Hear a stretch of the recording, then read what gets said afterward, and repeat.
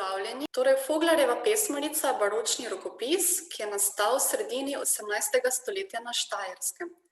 Danes je hranjen v Narodni in univerzitetni knjižnici v Ljubljani, prvič pa ga je že leta 1963 v svoji dizertaciji opisal teolog Marjan Smolik, ki mu je ta izdaja tudi posvečena.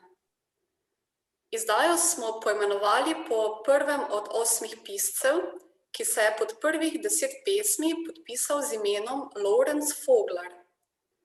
Kraj nastanka pesmarice, oziroma vsaj nekaterih pesmi, pa je razviden iz podpisa Jožefa Glazerja, ki je bil takrat učitelj v Gornji Sveti Kungoti, ki se nahaja nekje med Mariborom in Šentiljem. Vsebino pesmarice sestavlja kar 14 Marijinih pesmi, med njimi pa je vredno omeniti prve slovenske zapise marijino-celjskih pesmi, ki so verjetno nastali ob priložnosti prenosa Marijinega kipca iz gornještajerskega romarskega svetišča Marija Celj v kamniško cerkev svetega Martina pri Mariboru. Elektronska znanstveno-kritična izdaja ponuja faksimile, diplomatični in kritični prepis. Poleg tega pa smo diplomatičnemu prepisu dodali tudi kritični aparat.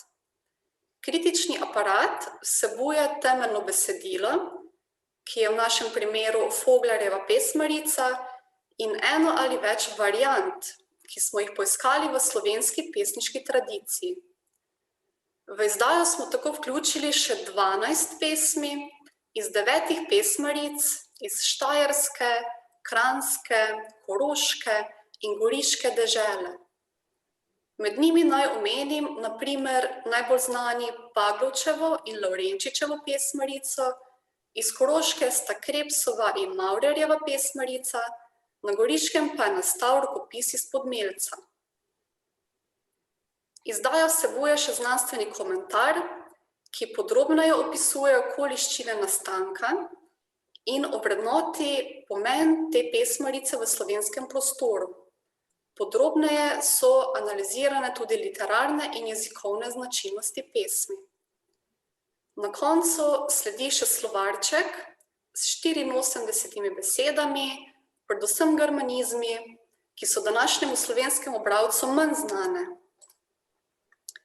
Tako, zdaj pa bi vam želela pokazati še spletno stran.